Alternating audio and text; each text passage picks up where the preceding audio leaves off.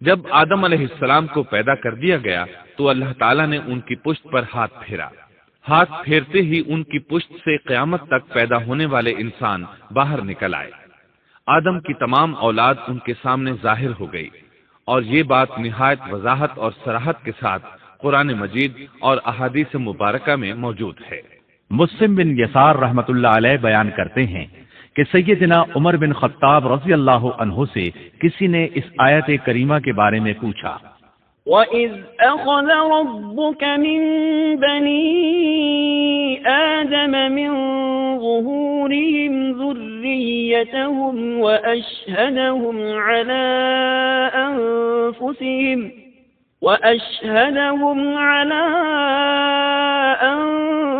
أَنفُسِهِمْ أَلَسْتُ بِرَبِّكُمْ قَالُوا بَلَى شَهِدْنَا أَن تَقُولُوا يَوْمَ الْقِيَامَةِ إِنَّا كُنَّا عَنْ هَذَا غَافِلِينَ۔ اور جب آپ کے رب نے اولاد آدم کی پشت سے ان کی اولاد کو نکالا اور ان سے انہی کے بارے میں اقرار لیا کہ کیا میں تمہارا رب نہیں، سب نے جواب دیا ہاں کیوں نہیں، ہم سب گواہ بنتے ہیں، تاکہ تم لوگ قیامت کے روز یوں نہ کہو ہم تو اس سے محض بے خبر تھے۔ او تقولوا انما اشرك آباؤنا من قبل وكنا ذرية من بعدهم أفتهلكنا بما فعل المبطلون۔ یا یوں کہو کہ پہلے پہلے شرک تو ہمارے بڑوں نے کیا اور ہم ان کے بعد ان کی نسل میں ہوئے، لہذا کیا تو ان غلط راہ والوں کے فعل پر ہمیں ہلاکت میں ڈالے گا؟ سیدنا عمر رضی اللہ عنہ نے اس شخص کے سوال کے جواب میں فرمایا، میں نے سنا ہے کہ رسول اللہ صلی اللہ علیہ وسلم فرما رہے تھے، ان اللہ خلق آدم ثم مسح ظهره بيمينه فاستخرج منه ذرية فقال خلقت هؤلاء للجنة وبعمل أهل الجنة يعملون، ثم مسح ظهره فاستخرج منه ذرية فقال خلقت هؤلاء للنار وبعمل أهل النار يعملون، فقال الرجل ففيما العمل يا رسول الله؟ فقال رسول الله صلى الله عليه وسلم إن الله إذا خلق العبد للجنة استعمله بعمل أهل الجنة حتى يموت على عمل من أعمال أهل الجنة فيدخله الله الجنة، وإذا خلق العبد للنار استعمله بعمل أهل النار حتى يموت على عمل من أعمال أهل النار فيدخله الله النار۔ اللہ نے آدم علیہ السلام کو پیدا کیا، پھر اپنے دائیں ہاتھ کو اس کی پشت پر پھیرا اور اس سے نسل انسانی کو باہر نکالا اور ان کی طرف اشارہ کر کے فرمایا میں نے انہیں جنت کے لیے پیدا کیا ہے اور یہ جنت والوں کے اعمال کریں گے۔ پھر اپنے ہاتھ کو دوبارہ آدم علیہ السلام کی پشت پر پھیرا اور اس سے نسل انسانی کو باہر نکالا اور ان کی طرف اشارہ کر کے فرمایا میں نے انہیں آگ کے لیے پیدا کیا ہے اور یہ آگ والوں کے اعمال کریں گے۔ اس پر ایک شخص نے نبی اکرم صلی اللہ علیہ وسلم سے سوال کیا، اے اللہ کے رسول صلی اللہ علیہ وسلم، تو پھر ہمارے اعمال کس حساب میں شمار ہوں گے؟ آپ نے جواب میں فرمایا اللہ تعالیٰ جب کسی بندے کو جنت کے لیے پیدا کرتا ہے تو اس سے جنت والوں کے کام کرواتا ہے، حتیٰ کہ جنت والے اعمال میں سے ہی کسی عمل پر اس کا موت سے سامنا ہوتا ہے، اس وجہ سے اللہ اسے جنت میں داخل کرتا ہے، اور جب اللہ کسی بندے کو آگ کے لیے پیدا کرتا ہے تو اسے آگ والے اعمال پر لگا دیتا ہے، یہاں تک کہ وہ آگ والے اعمال میں سے کسی عمل پر مرتا ہے، اس کی وجہ سے اللہ اسے آگ میں داخل کر دیتا ہے۔ ہر شخص کے لیے اس کام میں آسانی پیدا کر دی جاتی ہے جس کے لیے وہ پیدا کیا گیا ہے۔ لیکن یہ بات ذہن میں ہر وقت موجود رہنی چاہیے کہ اللہ نے انسان کو اختیار دے رکھا ہے کہ وہ اپنی عقل اور فکر کی روشنی میں اللہ کے احکامات پر عمل پیرا ہو کر خود کو جنتی بنا لے، یا عقل کا درست استعمال نہ کرتے ہوئے شیطان کا پٹا گلے میں ڈال لے اور جہنم میں جگہ بنا لے۔ یہ تو اللہ نے انسان کو اختیار دے رکھا ہے، اس کی مرضی کہ جنت والے اعمال کرے یا جہنم والے۔ ہر انسان میں دونوں طرف جانے کی طاقت اور صلاحیت موجود ہے۔ اللہ نے انسان کو مجبور نہیں بنایا، البتہ ہر انسان کو جو بھی رویہ اختیار کرنا تھا اللہ کو اس کا علم تھا، اور اس کا علم برحق ہے، قطعی ہے، اس میں کوئی غلطی نہیں ہو سکتی، اس لیے اس نے اپنے علم کے مطابق تقدیر لکھ دی۔ اب ہم جو کچھ کرتے ہیں تقدیر سے مجبور ہو کر نہیں کرتے، بلکہ اپنے اختیار سے کرتے ہیں، اور چونکہ تقدیر بھی اللہ کے حکم سے لکھی گئی اس لیے اس میں بھی کوئی خطا واقع نہیں ہوتی۔ لہذا تقدیر کا یہ مطلب نہیں کہ انسان تقدیر کی بنا پر ہدایت ماننے یا نہ ماننے پر مجبور ہے، ایسی بات قطعاً نہیں۔ اور درست بات یہ ہے کہ تقدیر کا مسئلہ بہت زیادہ پیچیدہ ہے اور مشکل ترین مسائل میں سے ہے، یہاں اس کی تفصیل کا موقع نہیں۔ جب اللہ نے آدم علیہ السلام کو پیدا کر لیا اور اس میں اپنی روح پھونک دی تو فرشتوں کو حکم دیا کہ آدم کو سجدہ کریں۔ ابلیس ایک بہت نیک اور بزرگ جن تھا، اس نے کبھی اللہ کی نافرمانی نہیں کی تھی، اسی بنا پر وہ بلند مرتبہ پا کر فرشتوں میں شامل ہو چکا تھا، لیکن فرشتوں کی جن سے قطن نہیں تھا۔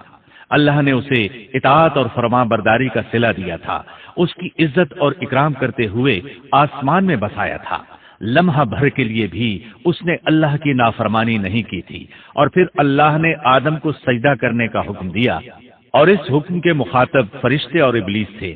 صرف فرشتوں کے لیے یہ حکم نہیں تھا بلکہ ابلیس بھی اس حکم میں شامل تھا، کیونکہ اللہ تعالیٰ فرماتے ہیں وَلَقَدْ خَلَقْنَاكُمْ ثُمَّ صَوَّرْنَاكُمْ ثُمَّ قُلْنَا لِلْمَلَائِكَةِ اسْجُدُوا لِآدَمَ فَسَجَدُوا إِلَّا إِبْلِيسَ لَمْ يَكُنْ مِنَ السَّاجِدِينَ قَالَ مَا مَنَعَكَ أَلَّا تَسْجُدَ إِذْ أَمَرْتُكَ اور یقیناً ہم نے تمہیں پیدا کیا، پھر ہم ہی نے تمہاری صورت بنائی، پھر ہم نے فرشتوں سے کہا کہ آدم کو سجدہ کرو، تو سوائے ابلیس کے سبھی نے سجدہ کیا، وہ سجدہ کرنے والوں میں شامل نہ ہوا۔ اللہ تعالیٰ نے فرمایا، تجھے کس چیز نے سجدے سے روک دیا جبکہ میرا حکم تیرے لیے بھی تھا؟ تو اس سے ثابت ہوا اس حکم میں فرشتوں کے ساتھ ابلیس بھی شامل تھا، کیونکہ قرآن میں اذ امرتک کے الفاظ ہیں۔ اس کا مطلب ہے کہ میں نے تجھے حکم دیا تھا، اور پھر ابلیس نے جواب میں یہ نہیں کہا کہ تو نے تو مجھے حکم ہی نہیں دیا تھا، بلکہ اس نے سجدہ نہ کرنے کی وجہ یہ بتائی۔ قال انا خير منه خلقتني من نار وخلقته من طين۔ اس نے کہا، میں سجدہ کیوں کروں، میں اس سے بہتر ہوں، اس لیے کہ تو نے مجھے آگ سے پیدا کیا اور اسے مٹی سے۔ تو پھر کہا، قال فاهبط منها، اللہ نے حکم دیا تو اس سے نیچے اتر جا۔ غرض جب ابلیس نے نافرمانی کی، سرکشی اور تکبر کا مظاہرہ کیا تو اس وقت اللہ تعالیٰ اور اس کے درمیان مکالمہ ہوا۔ اللہ نے اس کی سرکشی دیکھ کر اسے سزا دیتے ہوئے فرمایا، قال فاهبط منها فما يكون لك أن تتكبر فيها فاخرج إنك من الصاغرين قال أنظرني إلى يوم يبعثون قال إنك من المنظرين المحضرين قال فبما أغويتني لأقعدن لهم صراطك المستقيم ثم لآتينهم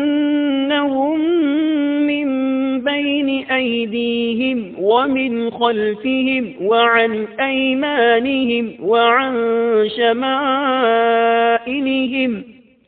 ولا تجد أكثرهم شاكرين۔ اس جنت سے اتر جا، تجھے کوئی حق حاصل نہیں کہ تو اس جنت میں رہ کر تکبر کرے۔ ابلیس نے جواب میں کہا، مجھے قیامت کے دن تک مہلت دے دیجئے، یعنی اتنی لمبی عمر دے دیجئے کہ میں قیامت تک زندہ رہوں، موت نہ آئے۔ اللہ نے فرمایا، تجھے مہلت دے دی گئی، لیکن ایک وقت مقررہ تک۔ اور جب شیطان اس طرف سے مطمئن ہو گیا کہ اسے مہلت مل گئی، تب اس نے کہا، چونکہ تو نے مجھے گمراہ کر دیا ہے، اس وجہ سے میں قسم کھاتا ہوں کہ میں انسانوں کی گمراہی کے لیے تیرے سیدھے راستے پر بیٹھ جاؤں گا، پھر ان کے آگے سے، ان کے پیچھے سے، ان کے دائیں سے، ان کے بائیں سے، ان کے پاس آؤں گا، اور آپ ان میں سے اکثر لوگوں کو شکر گزار نہیں پائیں گے۔ اللہ تعالیٰ نے شیطان کا رد کرتے ہوئے فرمایا، یہاں سے ذلیل و خوار ہو کر نکل جا، ان میں سے جو شخص بھی تیرا حکم مانے گا میں ایسے تمام گمراہوں سے جہنم کو بھر دوں گا۔ جو انسان بھی تیرا پیروکار بنے گا وہ جہنم کا مستحق اور حقدار ٹھہرے گا۔ قرآن مجید میں دوسرے مقامات پر بھی اس گفتگو کو نئے پیرائے میں دہرایا گیا ہے۔ مثلا اللہ نے فرمایا، وَلَقَدْ خَلَقْنَا الْإِنسَانَ مِنْ صَلْصَالٍ مِنْ حَمَإٍ مَسْنُونٍ وَالْجَانَّ خَلَقْنَاهُ مِنْ قَبْلُ مِنْ نَارِ السَّمُومِ وَإِذْ قَالَ رَبُّكَ لِلْمَلَائِكَةِ إِنِّي خَالِقٌ بَشَرًا مِنْ صَلْصَالٍ مِنْ حَمَإٍ مَسْنُونٍ فَإِذَا سَوَّيْتُهُ وَنَفَخْتُ فِيهِ مِنْ رُوحِي فَقَعُوا لَهُ سَاجِدِينَ فسجد الملائكة كلهم أجمعون إلا إبليس أبى أن يكون مع الساجدين قال يا إبليس ما لك ألا تكون مع الساجدين قال لم أكن لأسجد لبشر خلقته من صلصال من حمأ مسنون قال فاخرج منها فإنك رجيم وَإِنَّ عَلَيْكَ اللَّعْنَةَ إِلَى يَوْمِ الدِّينِ یقیناً ہم نے انسان کو کھنکھناتی مٹی سے پیدا فرمایا ہے جو کہ سڑے ہوئے گارے کی تھی، اور اس سے پہلے ہم نے جنات کو لو والی آگ سے پیدا کیا۔ اور جب تیرے پروردگار نے فرشتوں سے فرمایا میں انسان کو سیاہ بدبودار کھنکھناتی مٹی سے پیدا کرنے والا ہوں، جب میں اسے پورا بنا چکوں اور اس میں اپنی روح پھونک دوں تو تم سب اس کے لیے سجدے میں گر پڑنا۔ چنانچہ تمام فرشتوں نے سجدہ کیا سوائے ابلیس کے، اس نے سجدہ کرنے والوں میں شمولیت اختیار کرنے سے صاف انکار کر دیا۔ اللہ تعالیٰ نے فرمایا اے ابلیس تجھے کیا ہوا کہ تو سجدہ کرنے والوں میں شامل نہ ہوا؟ وہ بولا میں ایسے انسان کو سجدہ نہیں کر سکتا جسے تو نے سیاہ بدبودار کھنکھناتی مٹی سے پیدا کیا ہے۔ اللہ تعالیٰ نے فرمایا اب تو بہشت سے نکل جا کیونکہ تو مردود ہے اور تجھ پر قیامت کے دن تک میری پھٹکار ہے۔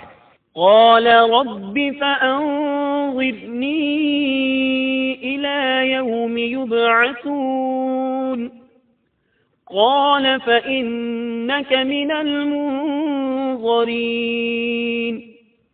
إلى يوم الوقت المعلوم قال رب بما أغويتني لأزينن لهم في الأرض ولأغوينهم أجمعين إلا عبادك منهم المخلصين قال هذا صراط علي مستقيم إن عبادي ليس لك عليهم سلطان إلا من اتبعك من الغاوين وإن جهنم لموعدهم أجمعين کہنے لگا اے میرے رب مجھے اس دن تک مہلت دے دے جس دن کے لوگ دوبارہ زندہ کیے جائیں گے۔ اللہ نے فرمایا اچھا اس مقررہ وقت کے دن تک تجھے مہلت دی گئی۔ کہنے لگا اے میرے رب چونکہ تو نے مجھے گمراہ کیا ہے مجھے بھی قسم ہے کہ میں انسانوں کے لیے زمین میں گناہوں کو خوشنما بناؤں گا اور ان سب کو بہکا دوں گا سوائے ان کے جو تیرے منتخب اور مخلص بندے ہوں گے، وہ میرے بہکاوے میں نہیں آئیں گے۔ اللہ نے فرمایا ہاں یہی مجھ تک پہنچنے کی سیدھی راہ ہے کہ مخلص بن جاؤ، میرے بندوں پر تجھے کوئی غلبہ نہیں ہوگا۔ البتہ جو گمراہ لوگ تیری پیروی کریں گے یقیناً ان کے وعدے کی جگہ جہنم ہے۔ ایک اور مقام پر اللہ تعالی فرماتے ہیں وَإِذْ قُلْنَا لِلْمَلَائِكَةِ اسْجُدُوا لِآدَمَ فَسَجَدُوا إِلَّا إِبْلِيسَ قَالَ أَأَسْجُدُ لِمَنْ خَلَقْتَ طِينًا قَالَ أَرَأَيْتَكَ هَذَا الَّذِي كَرَّمْتَ عَلَيَّ لئن أخرتني إلى يوم القيامة لأحتنكن ذريته إلا قليلا قال اذهب فمن تبعك منهم فإن جهنم جزاؤكم جزاء موفورا۔ جب ہم نے فرشتوں کو حکم دیا کہ آدم کو سجدہ کرو تو ابلیس کے سوا سب نے سجدہ کیا۔ اس نے کہا کیا میں اسے سجدہ کروں جسے تو نے مٹی سے پیدا کیا ہے؟ اچھا دیکھ لے اسے تو نے مجھ پر فضیلت دی ہے، اگر مجھے بھی تو نے قیامت تک ڈھیل دی تو میں سوائے چند لوگوں کے اس کی اولاد کو گمراہ کروں گا۔ اس پر اللہ نے فرمایا جا ان میں سے جو بھی تیرا فرمانبردار ہو جائے گا تو تم سب کی سزا جہنم ہے جو پورا پورا بدلہ ہے۔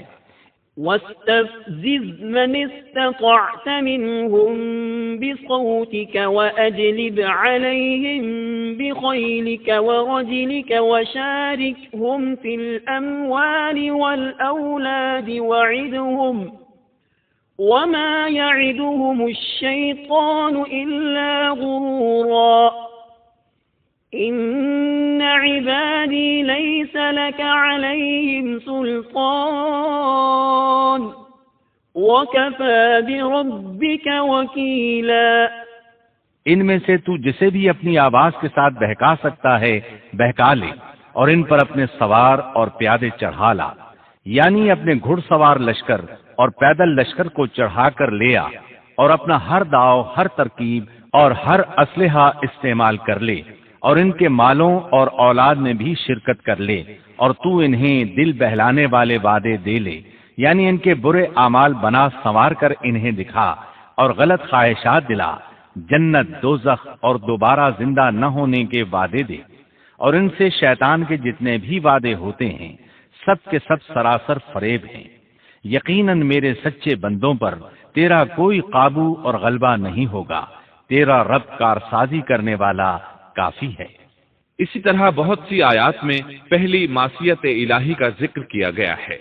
سب سے پہلا نافرمان ابلیس ملعون تھا، وہ خبیث اللہ کے سامنے تکبر اور عناد سے بھرپور جواب دیتا رہا۔ اسی وجہ سے اللہ نے اسے کافر کا لقب دیا۔ کافر اسے کہتے ہیں جو نعمت کا انکار کرے۔ اللہ نے اس پر اتنا فضل و کرم اور انعام و احسان کیا کہ بلند ترین مرتبے تک پہنچا دیا، لیکن اس نے اللہ کی اس نعمت کی قدر نہ کی، پرواہ نہ کی اور کفر کا راستہ اختیار کیا۔ اللہ تعالیٰ فرماتے ہیں، إذ قال ربك للملائكة إني خالق بشرا من طين فإذا سويته ونفخت فيه من روحي فقعوا له ساجدين فسجد الملائكة كلهم أجمعون إلا إبليس استكبر وكان من الكافرين۔ جبکہ آپ کے رب نے فرشتوں سے فرمایا کہ میں مٹی سے ایک انسان کو پیدا کرنے والا ہوں، سو جب میں اسے ٹھیک ٹھاک کر لوں اور اس میں اپنی روح پھونک دوں تو تم سب اس کے سامنے سجدے میں گر پڑنا۔ چنانچہ تمام فرشتوں نے سجدہ کیا مگر ابلیس نے نہ کیا اور اس نے تکبر کیا، وہ کافروں میں سے تھا۔ سب سے پہلا گناہ تکبر تھا، اسی لیے علماء کرام فرماتے ہیں تمام گناہوں کی جڑ تکبر اور غرور ہے۔ نبی اکرم صلی اللہ علیہ وسلم نے اپنی امت کو تکبر نہ کرنے کا سختی سے حکم فرمایا، اس کی برائی، وبال اور ہلاکت سے آگاہ فرمایا۔ آپ نے فرمایا، لا ينظر الله إلى من جر ثوبه خيلاء، اللہ اس شخص کی طرف رحمت سے دیکھے گا بھی نہیں جس نے تکبر کی بنا پر کپڑا ٹخنوں سے نیچے لٹکایا۔ اس کے علاوہ نبی صلی اللہ علیہ وسلم نے تو مطلقاً فرما دیا، لا يدخل الجنة من كان في قلبه مثقال ذرة من كبر، وہ شخص جنت میں داخل ہونے کے قابل نہیں جس کے دل میں ذرہ برابر بھی تکبر ہے۔ جو شخص اپنے کپڑے، اپنے مکان اور اپنے قبیلے پر فخر کرتا ہے اس سے اللہ کی رحمت اٹھ جاتی ہے۔ اسی لیے نبی صلی اللہ علیہ وسلم نے جب اپنے صحابہ کرام کو دیکھا کہ مہاجر صحابی انصار صحابہ کے خلاف اور انصاری صحابی مہاجرین صحابہ کے خلاف آواز لگا رہے ہیں تو آپ نے فرمایا، دعوها فإنها منتنہ، اس جاہلیت والی پکار کو چھوڑو، یہ بہت بدبودار ہے۔ برادری کی بنیاد پر لڑنا، باہم فخر کرنا برے نتائج کا ذریعہ ہے۔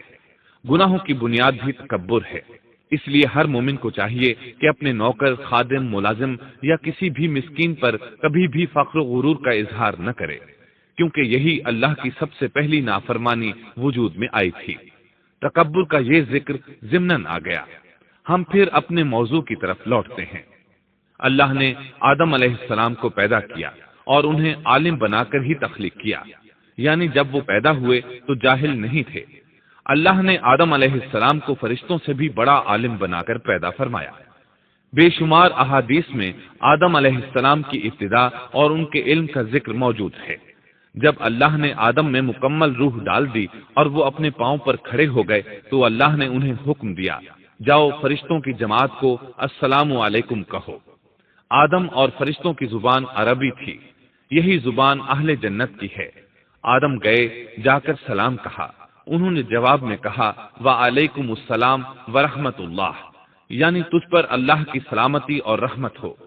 اللہ نے فرمایا یہ تیرا اور تیری اولاد کا آپس میں ایک دوسرے کو تحفہ اور ہدیہ ہے۔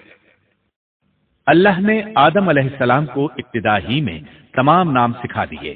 مفسرین نے ان ناموں کے بارے میں بہت بحثیں ذکر کی ہیں۔ مضبوط موقف سیدنا عبداللہ بن عباس رضی اللہ عنہما کا ہے کہ اللہ نے آدم علیہ السلام کو ہر چیز کا نام سکھا دیا تھا، مثلا یہ پہاڑ ہے، یہ سمندر ہے، یہ پرندہ ہے، یہ درخت ہے وغیرہ۔ وہ آسمان اور زمین کی ہر چیز کا نام جانتے تھے۔ یہ علم کیسا تھا، انسان نے کس طرح ہر چیز کا نام پہچان لیا۔ یقیناً اللہ انسان میں یہ طاقت پیدا کر سکتا ہے کہ وہ ہر علم کا احاطہ کر سکے۔ اللہ نے آدم علیہ السلام کو ہر چیز کا نام اور اس کی صنعت اور کام بھی معلوم کرا دیا آگ، لوہے، لکڑی، غرض ہر چیز کا نام اور استعمال ذہن میں ڈال دیا۔ وہ کس قدر عظیم علم سے بہرہور ہوئے، سبحان اللہ۔ بہرحال اللہ نے آدم علیہ السلام کو صرف شکل و صورت اور تخلیق ہی میں بلند مرتبہ عطا نہیں کیا تھا، بلکہ عقل و علم کے لحاظ سے بھی بلند درجے اور مقام پر فائز کیا تھا، جیسا کہ اللہ تعالیٰ فرماتے ہیں وَعَلَّمَ آدَمَ الْأَسْمَاءَ كُلَّهَا ثُمَّ عَرَضَهُمْ عَلَى الْمَلَائِكَةِ۔ اللہ نے آدم علیہ السلام کو ہر چیز کا نام سکھا دیا، پھر ان چیزوں کو فرشتوں پر پیش کیا اور فرمایا أنبئوني بأسماء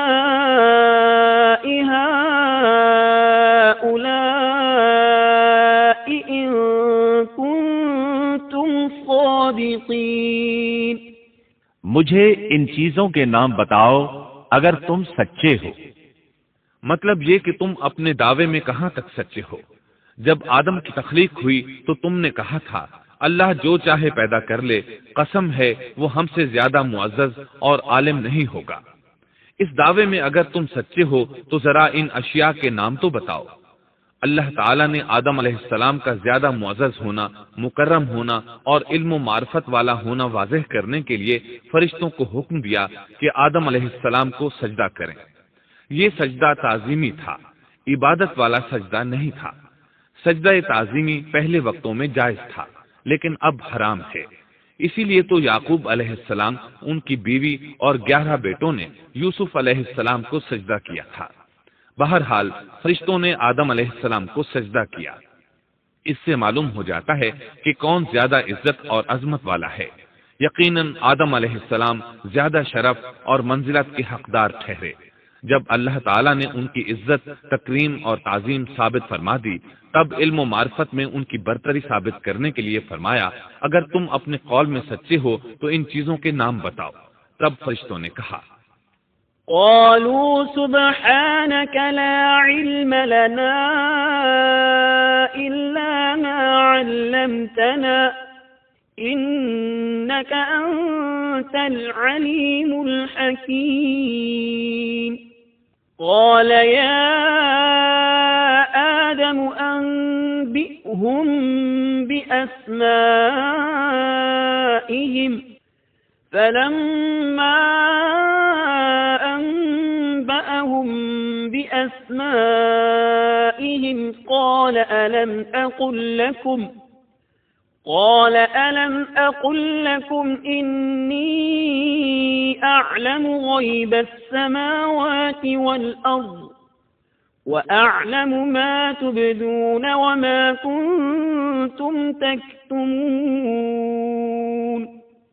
فرشتے کہنے لگے اے اللہ تو پاک ہے، ہمیں تو صرف اتنا ہی علم ہے جتنا تو نے ہمیں سکھا رکھا ہے، مکمل حکمت و علم والا تو ہی ہے۔ اللہ تعالیٰ نے آدم علیہ السلام سے فرمایا اے آدم تم ان فرشتوں کو ان چیزوں کے نام بتاؤ۔ آدم ہر چیز کا نام بتانے لگے، کسی جگہ بھی انہوں نے غلطی نہیں کی۔ جب انہوں نے فرشتوں کو تمام چیزوں کے نام بتا دیے تو اللہ تعالیٰ نے فرشتوں کو مخاطب کر کے کہا کیا میں نے تمہیں پہلے ہی نہیں کہہ دیا تھا کہ زمین اور آسمان کا غیب میں ہی جانتا ہوں، اور میرے علم میں ہے جو تم ظاہر کر رہے ہو اور جو چھپا رہے ہو۔ یہاں ذہن میں سوال ابھرتا ہے کہ فرشتے کیا چھپا رہے تھے؟ وہ راز والی بات یہی تھی کہ اللہ ہم سے زیادہ معزز اور عالم مخلوق پیدا نہیں کرے گا۔ واضح رہے ہم آپ کو صرف واقعات ہی نہیں سنا رہے، صرف سیرت اور تاریخ ہی بیان نہیں کر رہے، بلکہ قرآن بھی پڑھ پڑھ کر سنا رہے ہیں۔ اور قرآن کو اس وقت تک سمجھنا محال ہے جب تک کہ ان واقعات کی تفصیل موجود نہ ہو۔ خیر، اس کے بعد اللہ تعالیٰ نے اما حوا کو پیدا فرمایا۔ انہیں آدم علیہ السلام کے فوراً بعد پیدا نہیں فرمایا، بلکہ آدم علیہ السلام نے کافی عرصہ جنت میں تنہا بسر کیا، اور حدیث میں ہے کہ وہ وحشت محسوس کرتے تھے، تنہائی کو شدت سے محسوس کرنے لگے تھے۔ آخرکار ایک روز جب وہ سو رہے تھے تو اللہ تعالیٰ نے ان کی بائیں پسلی سے اما حوا علیہ السلام کو پیدا فرمایا اور آدم علیہ السلام کا ہم سفر بنا دیا۔ اللہ فرماتے ہیں، يا أيها الناس اتقوا ربكم الذي خلقكم من نفس واحدة وخلق منها زوجها.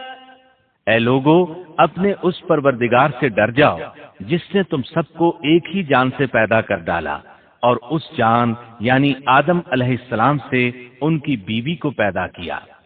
آدم علیہ السلام کے وجود ہی سے حوا کا وجود بنایا گیا. وہ کوئی الگ مخلوق نہیں تھی. جب آدم علیہ السلام بیدار ہوئے تو انہوں نے اپنے قریب ایک عورت کو بیٹھے دیکھا. پوچھنے لگے، تم کون ہو؟ حوا علیہ السلام نے کہا، عورت. آدم علیہ السلام نے پھر پوچھا، تجھے کس لیے پیدا کیا گیا ہے؟ وہ بولی، آپ کے لیے، تاکہ آپ مجھ سے سکون اور انس حاصل کریں. جب فرشتوں نے آدم علیہ السلام کو ایک عورت سے باتیں کرتے دیکھا تو کہنے لگے، اب ایک اور نئی مخلوق پیدا کی گئی ہے. آدم علیہ السلام نے ان مخلوقات کا نام تو بتا دیا تھا جو مشہور و معروف تھیں، ان کا نام پوچھنا چاہیے. انہوں نے آدم علیہ السلام سے سوال کیا. انہوں نے فوراً جواب دیا، حوا، اس لیے کہ اللہ نے تو آپ کو ہر چیز کا نام سکھا دیا تھا. فرشتوں نے کہا، ان کا نام حوا کیوں رکھا گیا ہے؟ آدم علیہ السلام نے جواب دیا، اس لیے کہ اسے ایک زندہ چیز سے پیدا کیا گیا ہے. حیات کی نسبت سے حوا نام رکھا گیا. مسلم شریف میں ہے، سیدنا ابو ہریرہ رضی اللہ عنہ روایت کرتے ہیں کہ رسول اللہ صلی اللہ علیہ وسلم نے فرمایا، من كان يؤمن بالله واليوم الآخر فإذا شهد أمرا فليتكلم بخير أو ليسكت واستوصوا بالنساء خيرا فإن المرأة خلقت من ضلع وإن أعوج شيء في الضلع أعلاه إن ذهبت تقيمه كسرته وإن تركته لم يزل أعوج استوصوا بالنساء خيرا.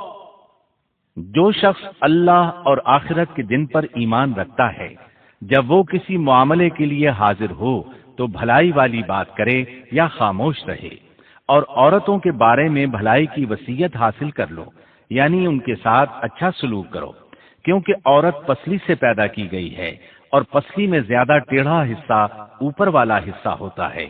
اگر تم اس کو سیدھا کرنا چاہو گے تو توڑ ڈالو گے، اور اگر اس کو چھوڑ دو گے تو وہ اسی طرح ہمیشہ ٹیڑھی رہے گی. عورتوں کے بارے میں بھلائی کی وصیت حاصل کر لو. مطلب یہ کہ اسی حالت میں گزر بسر کرو، عورتوں کے بارے میں بھلائی کی وصیت حاصل کر لو. اس حدیث کا مطلب یہ ہے کہ عورتوں پر جبر کر کے زبردستی ان کی طبیعت کو بدلا نہیں جا سکتا، اور عورت ذات کو نہایت نرمی اور پیار سے رکھو. ان کی طبیعتوں میں ٹیڑھا پن ہے، وہ کبھی جذبات سے مغلوب ہو جاتی ہے اور عقل کھو بیٹھتی ہے.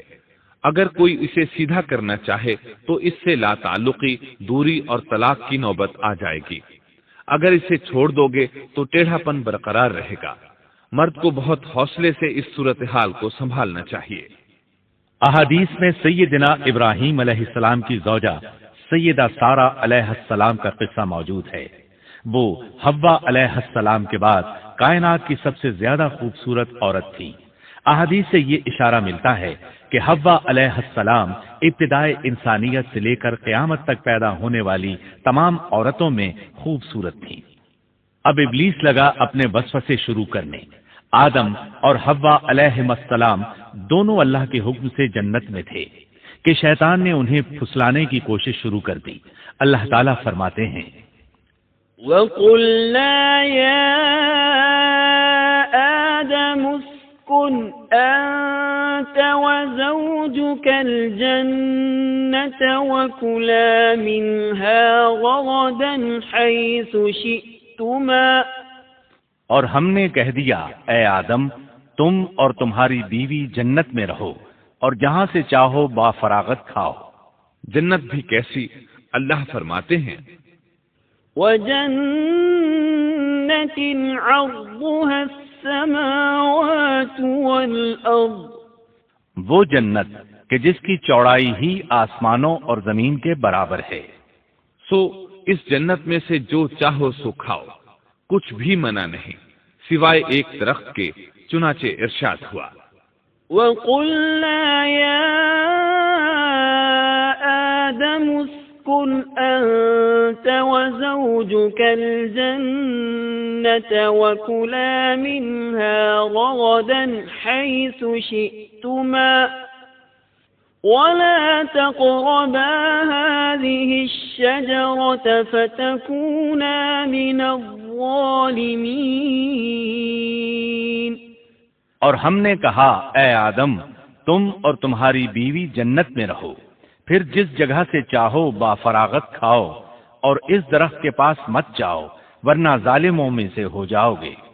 ایک اور جگہ فرمایا وَإِذْ قُلْنَا لِلْمَلَائِكَةِ اسْجُدُوا لِآدَمَ فَسَجَدُوا إِلَّا إِبْلِيسَ أَبَى فَقُلْنَا يَا آدَمُ إِنَّ هَذَا عَدُوٌّ لَكَ وَلِزَوْجِكَ فَلَا يُخْرِجَنَّكُمَا مِنَ الْجَنَّةِ فَتَشْقَى إِنَّ لَكَ أَلَّا تَجُوعَ فِيهَا وَلَا تَعْرَى وَأَنَّكَ لَا تَظْمَأُ فِيهَا وَلَا تَضْحَى۔ اور جب ہم نے فرشتوں سے کہا کہ آدم کو سجدہ کرو تو ابلیس کے سوا سب نے سجدہ کیا، ابلیس نے انکار کیا، تو ہم نے کہا اے آدم یہ تیرا اور تیری بیوی کا دشمن ہے، خیال رکھنا ایسا نہ ہو کہ وہ تم دونوں کو جنت سے نکلوا دے اور تو مصیبت میں پڑ جائے۔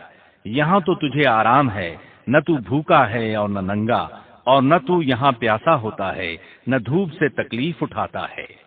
گویا اللہ نے سیدنا آدم علیہ السلام کو وسوسے سے پہلے ہی خبردار کر دیا تھا۔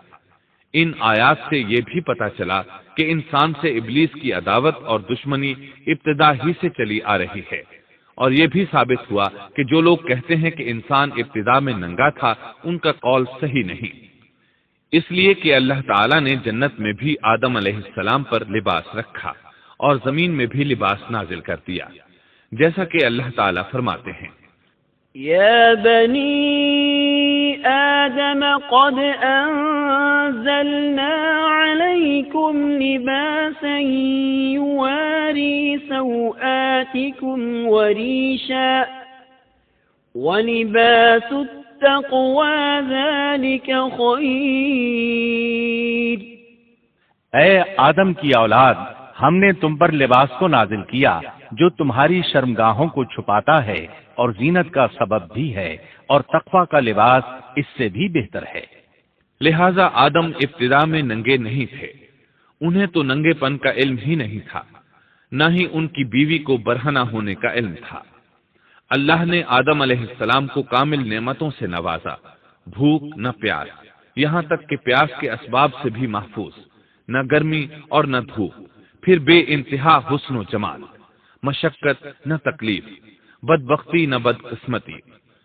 آدم اور حوا علیہ السلام کے دلوں میں وسوسہ ڈالنے کے بارے میں بھی قرآن نے روشنی ڈالی ہے۔ فوسوس لهما الشیطان، پھر شیطان نے ان دونوں کے دلوں میں وسوسہ ڈالا۔ یہ وسوسہ اس نے ان دونوں کو طمع دلانے کی صورت میں پورا کیا، اور یہ طمع دلائی کہ اس درخت کو کھانے سے ہمیشگی اور بقا ملتی ہے اور کبھی نہ ختم ہونے والی بادشاہت حاصل ہوتی ہے، اور اس وسوسے کا مقصد یہ تھا لِيُبْدِيَ لَهُمَا مَا وُورِيَ عَنْهُمَا مِنْ سَوْآتِهِمَا، تاکہ ان کا پردہ بدن جو ایک دوسرے سے پوشیدہ تھا دونوں کے روبرو بے پردہ کر دے۔ ان کی شرمگاہوں کو ننگا کرنے کے لیے اس نے ایسا کیا۔ وہ دونوں کپڑے میں ملبوس تھے، ستر ڈھانپ رکھا تھا۔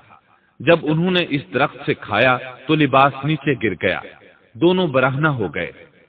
یہی شیطان چاہتا تھا کہ انہیں برہنہ کر دے، اللہ کی نافرمانی پر اکسائے۔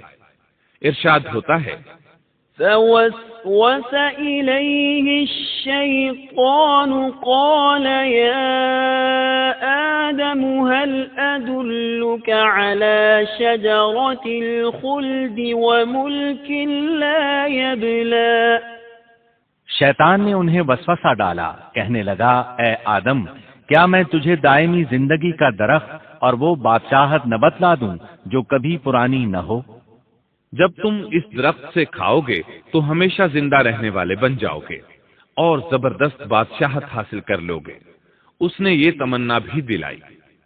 وقال ما نهاكما ربكما عن هذه الشجرة إلا أن تكونا ملكين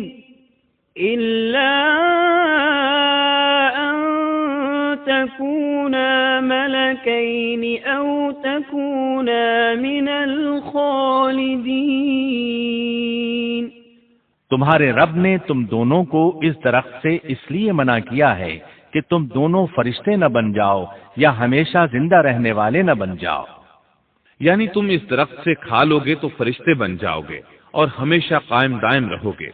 پھر وہ وسوسہ ڈالتے ہوئے جھوٹی قسمیں کھانے لگا، جیسا کہ ارشاد ہوتا ہے وَقَاسَمَهُمَا إِنِّي لَكُمَا لَمِنَ النَّاصِحِينَ اور ان دونوں کے روبرو قسمیں کھانے لگا کہ یقین آ جائے میں آپ کا خیر خواہ ہوں۔ اللہ کی قسم کھانے لگا اور اس وقت سے جھوٹی قسموں کی ابتدا ہوئی۔ اس نے ان دونوں کو فریب دے کر بہکا لیا، جیسا کہ فرمایا فَدَلَّاهُمَا بِغُرُورٍ، یعنی دھوکے سے انہیں پھسلایا، حالانکہ انہیں کسی چیز کی کمی نہیں تھی۔ بھلا وہاں کیا محتاجی ہو سکتی تھی؟ جنت میں سکون سے زندگی بسر کر رہے تھے۔ جنت سے بڑھ کر کیا چاہیے؟ ہمیشہ کے لیے جنت مل چکی تھی۔ اللہ تعالیٰ فرماتے ہیں فَلَمَّا ذَاقَا الشَّجَرَةَ بَدَتْ لَهُمَا سَوْآتُهُمَا وَطَفِقَا يَخْصِفَانِ عَلَيْهِمَا مِنْ وَرَقِ الْجَنَّةِ ان دونوں نے جب درخت کو چکھا، دونوں کا پردہ بدن ایک دوسرے کے روبرو کھل گیا، دونوں اپنے بدنوں پر درختوں کے پتے جوڑ جوڑ کر رکھنے لگے۔ کپڑے اترنے پر دونوں کو حیا آئی، اس لیے کہ انسان کی فطرت میں برہنہ ہونے کی ناپسندیدگی شامل ہے۔ برہنہ ہو گئے تو کوئی لباس نہیں تھا، اس لیے درختوں کے پتے جوڑ کر جسم ڈھانپنے لگے۔ حدیث میں آیا ہے آدم بھاگنے لگے تو اللہ نے پکارا آدم مجھ سے بھاگتے ہو؟ آدم بولے اللہ میں شرم کی بنا پر بھاگ رہا ہوں، اور اس وجہ سے کہ تیرے سامنے برہنہ کیسے رہوں، پھر یہ کہ نافرمانی کا ارتکاب بھی کر چکا ہوں۔ یہاں ایک سوال پیدا ہوتا ہے، دونوں میں سے پہلے کھانے والا کون تھا؟ اس بارے میں راجح قول یہ ہے کہ وہ حوا علیہ السلام تھی۔ انہی نے آدم علیہ السلام کو طمع دلاتے ہوئے اس غلطی پر آمادہ کیا تھا، جیسا کہ بخاری شریف میں نبی اکرم صلی اللہ علیہ وسلم نے فرمایا لولا حواء لم تخن انثى زوجها اگر حوا نہ ہوتی تو کوئی عورت اپنے خاوند سے خیانت نہ کرتی۔ حوا علیہ السلام نے انہیں غلطی میں مبتلا کیا تھا۔ اگر حوا علیہ السلام نہ ہوتی تو آدم بھی خیانت میں مبتلا نہ ہوتے اور نہ معصیت میں مبتلا ہوتے۔ تب اللہ نے انہیں پکارا وَنَادَاهُمَا رَبُّهُمَا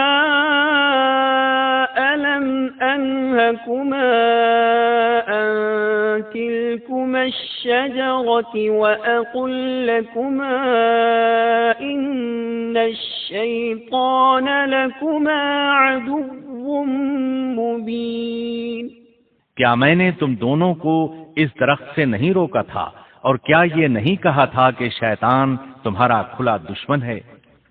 اب توجہ طلب بات یہ ہے کہ اس موقع پر دونوں نے کیا طرز عمل اختیار کیا۔ کیا وہ دونوں اپنی معصیت پر بضد رہے اور تکبر کرنے لگے، جیسا کہ ابلیس نے سجدہ کرنے سے انکار کیا تھا اور پھر لگا تھا اپنی معصیت پر اصرار کرنے؟ یا ان دونوں نے توبہ کر لی؟ جی ہاں، دونوں نے توبہ کر لی، جیسا کہ قرآن مجید میں آتا ہے۔ قالا ربنا ظلمنا أنفسنا وإن لم تغفر لنا وترحمنا لنكونن من الخاسرين۔ دونوں نے کہا، اے ہمارے رب، ہم نے اپنا بڑا نقصان کیا، اور اگر تو ہماری مغفرت نہ کرے گا اور ہم پر رحم نہ کرے گا تو واقعی ہم خسارہ پانے والوں میں سے ہو جائیں گے۔